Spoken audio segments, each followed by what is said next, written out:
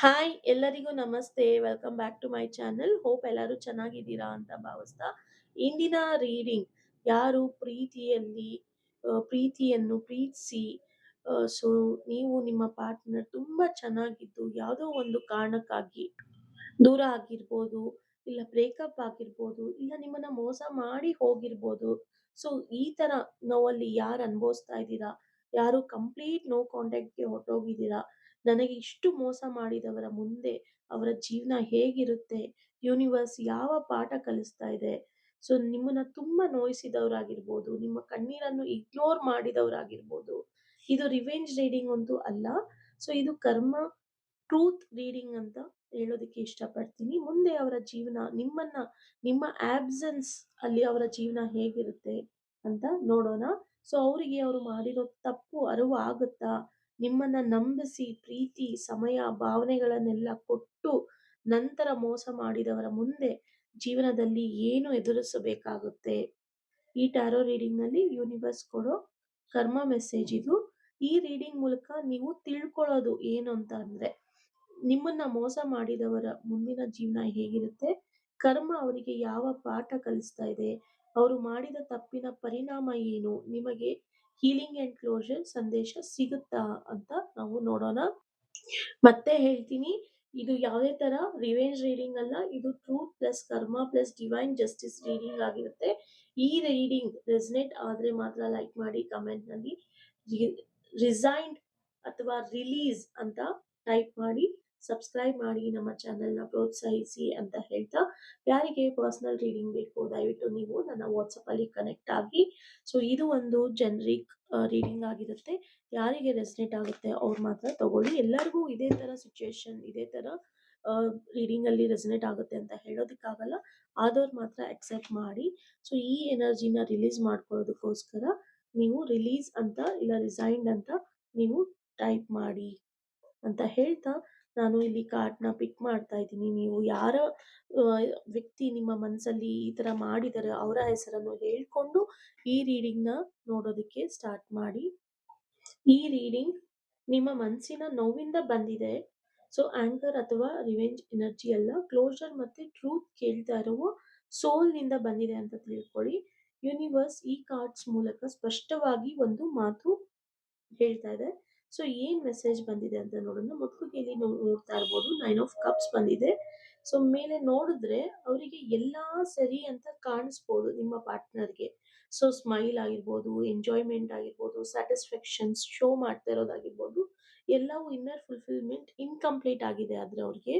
So ಮೇಲಿಂದ ಎಲ್ಲಾನು ಚೆನ್ನಾಗಿದೆ ಅಂತ ನಿಮ್ಗೆ ಅನ್ನಿಸ್ತಾ ಇರ್ಬೋದು, ಬಟ್ ಅವ್ರ ಮನ್ಸಲ್ಲಿ ತುಂಬಾನೇ ಕಾನ್ಫ್ಲಿಕ್ಟ್ಸ್ ನಡೀತಾ ಇದೆ ಅನ್ನೋದು ಗೊತ್ತಾಗ್ತಾ ಇದೆ.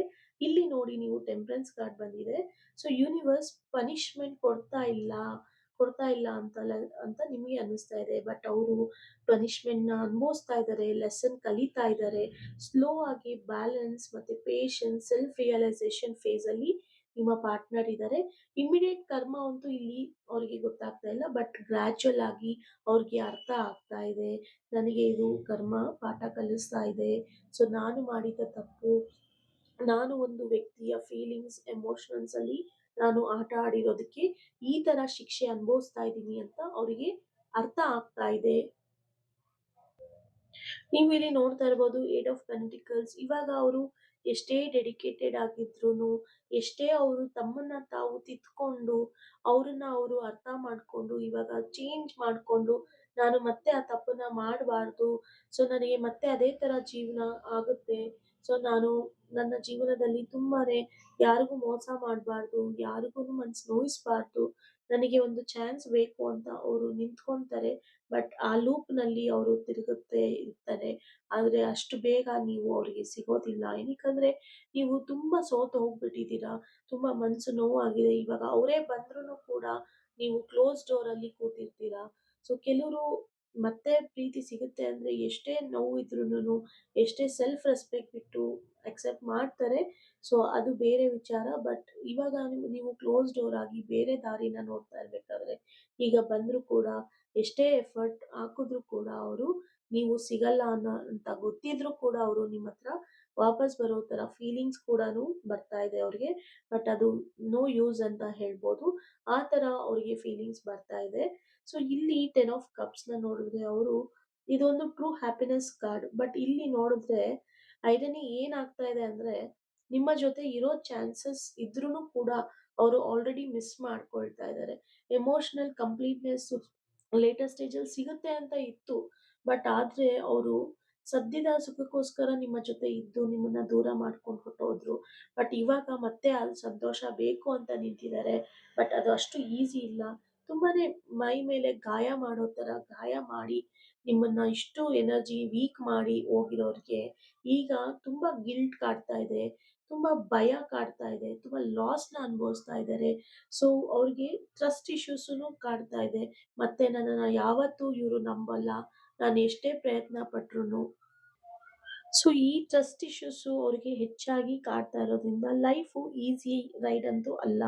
ಸೊ ನಾನು ಎಷ್ಟೇ ಅವ್ರ ಹತ್ರ ಹೋದ್ರೂನು ಅವರು ನನ್ನನ್ನು ಅಕ್ಸೆಪ್ಟ್ ಮಾಡಲ್ಲ. ನಾನು ತುಂಬ ಪಾಠನ ಕಲ್ತಿದ್ದೀನಿ. ಮತ್ತೆ ಪಾಠ ಕಲಿತಾ ಇದ್ದೀನಿ. ತುಂಬಾನೇ ಇಲ್ಲಿ ಕಷ್ಟ ಇದೆ ಮತ್ತೆ ನಿಮ್ಮ ಜೀವನಕ್ಕೆ ಬರೋದು ಅನ್ನೋದು ಅವರಿಗೆ ಗೊತ್ತಾಗ್ತಾ ಇದೆ. ಆದ್ರೆ ಅವರು ತುಂಬಾ ನೋವನ್ನ ಅನುಭವಿಸ್ತಾ ಇದ್ದಾರೆ. ಜೀವನದಲ್ಲಿ ನೀವು ನಿಮಗೆ ಮಾಡಿರುವಂತ ಮೋಸ ಆಗಿರ್ಬೋದು, ನಿಮ್ಮನ್ನ ನಂಬಿಸಿ ಇವಾಗ ದೂರ ಸರಿದಿರೋದಾಗಿರ್ಬೋದು, ಅವರ ಜೀವನದಲ್ಲಿ ಪ್ರತಿ ಒಂದು ದಿನ, ಪ್ರತಿ ಒಂದು ಕ್ಷಣದಲ್ಲೂನು ನೀವು ಅವರನ್ನ ನೆನಪು ಆಗ್ತಾ ಇದೆ ಅವರಿಗೆ ಅನ್ನೋದು ಇಲ್ಲಿ ಅರ್ಥ ಆಗ್ತಾ ಇದೆ. ಹಾಗಾದ್ರೆ ಯೂನಿವರ್ಸ್ ಯಾವ ಪಾಠ ಕಲಿಸ್ತಾ ಇದ್ದಾರೆ ಇವ್ರಿಗೆ? ಸೊ ಇವ್ರಿಗೆ ಈ ತರ ನಿಮ್ಮನ್ನ ದೂರ ಹೋಗೋದಕ್ಕೆ ಮೊದಲು ಕಾರಣ ಇದ್ದಿದ್ದು ಈಗೋ. ಆ ಈಗೋನ ಬ್ರೇಕ್ ಆಗ್ಬೇಕು ಅನ್ನೋದು ಅವ್ರಿಗೆ ದೇವ್ರು, ಯೂನಿವರ್ಸ್ ಸೊ ಅಲ್ಲಿ ವರ್ಕ್ ಮಾಡ್ತಾ ಇದ್ದಾರೆ. ಸೊ ಅವರಿಗೆ ಗ್ರಾಟಿಟ್ಯೂಡ್ ಅನ್ನೋದು ಲರ್ನ್ ಮಾಡ್ಬೇಕಾಗಿತ್ತು.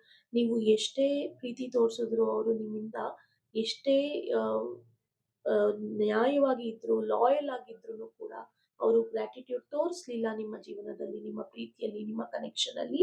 ಅದನ್ನು ಕೂಡ ಬ್ರೇಕ್ ಮಾಡಿದ್ರು. ಆದ್ರಿಂದ ಅದ್ರ ಪಾಠನೂ ಕಲಿತಾ ಇದ್ದಾರೆ. ಇದ್ರ ಜೊತೆ ಟ್ರೂ ವ್ಯಾಲ್ಯೂ ಆಫ್ ಲವ್ ಅವ್ರಿಗೆ ಅರ್ಥ ಆಗ್ಬೇಕಿತ್ತು. ನೀವು ತುಂಬಾ ಮನಸ್ಸಿಂದ ಪ್ರೀತಿಯಿಂದ ಅವ್ರನ್ನ ವ್ಯಾಲ್ಯೂ ಮಾಡಿದ್ರಿ, ಒಂದು ನಿಜವಾದ ಪ್ರೀತಿಯನ್ನು ಕೊಟ್ರಿ ನಿಮ್ಮ ಕನೆಕ್ಷನ್ ಅಲ್ಲಿ.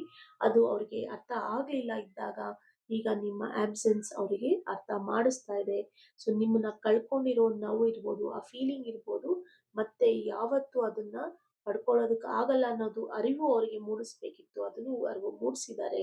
ಯೂನಿವರ್ಸ್ ಅವರ ಲೈಫನ್ನ ಡ್ರೆಸ್ ಡೆಸ್ಟ್ರಾಯ್ ಮಾಡಿಲ್ಲ, ಅವರ ಜೀವನವನ್ನು ಹಾಳು ಮಾಡಿಲ್ಲ.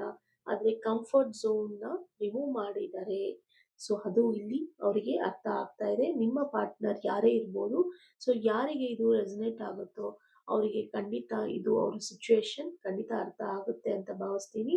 ನಿಮಗೆ ಯೂನಿವರ್ಸ್ ಕೊಡುವ ಮೆಸೇಜ್ ಏನು ಅಂದ್ರೆ, ಈ ಪೇನ್ನ ಎಕ್ಸ್ಪೀರಿಯನ್ಸ್ ಮಾಡಿದ್ರು ಕೂಡ, ಲೆಸನ್ನ ಲರ್ನ್ ಮಾಡ್ಕೊಂಡಿದ್ರು ಕೂಡ ನೀವು ಎಮೋಷನಲ್ ಮೆಚುರಿಟಿನ ರೀಚ್ ಆಗಿದ್ದೀರಾ ನೀವು. ಸೊ ನಿಮಗೆ ಒಂದು ಕ್ಲಾರಿಟಿ ಸಿಕ್ಕಿದೆ ನಿಮ್ಮ ಜೀವನದಲ್ಲಿ. ಸೊ ಇಷ್ಟು ದಿವಸ ನಾನು ಇವರಿಗೋಸ್ಕರ ಇಷ್ಟು ನೋವನ್ನ ಅನುಭವಿಸ್ದೆ. ಬಟ್ ನನಗೆ ಇವಾಗ ಕ್ಲಾರಿಟಿ ಸಿಕ್ಕಿದೆ. ನನ್ನ ಲೆಸನ್ ನಾನು ಕಲ್ತ್ಕೊಂಡಿದ್ದೀನಿ. ಅವರ ಪಾಠನ ಯೂನಿವರ್ಸ್ ನೋಡ್ಕೊಳ್ತಾ ಇದ್ದಾರೆ ಅಂತ ನೀವು ಸ್ಲೋ ಡೌನ್ ಆಗಿ ರಿಲೀಸ್ ಮಾಡ್ತಾ ಇದ್ದೀರಾ.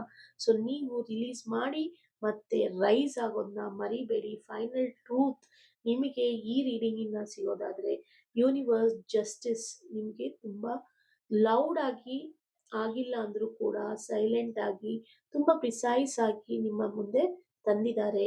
ಸೊ ಅವರ ಕರ್ಮ ಸ್ಮೈಲ್ ಹಿಂದೆ ಸೈಲೆನ್ಸ್ ಇದೆ, ಸಕ್ಸಸ್ ಹಿಂದೆ ಸ್ಟ್ರಗಲ್ ಇದೆ, ಹ್ಯಾಪಿನೆಸ್ ಹಿಂದೆ ರಿಯಲೈಸೇಷನ್ ಕೂಡ ಅವರಿಗೆ ಆಗ್ತಾ ಇದೆ. ನಿಮ್ಮ ಕರ್ಮ ಪೀಸ್, ಕ್ಲಾರಿಟಿ, ಬೆಟರ್ ಅಲೈನ್ಮೆಂಟ್ ನಿಮಗೆ ಸಿಕ್ಕಿದೆ ಅಂತ ಹೇಳ್ತಿದ್ದೀನಿ. ಸೊ ಅವರು ನಿಮ್ಮನ್ನ ಕಳ್ಕೊಂಡಿಲ್ಲ.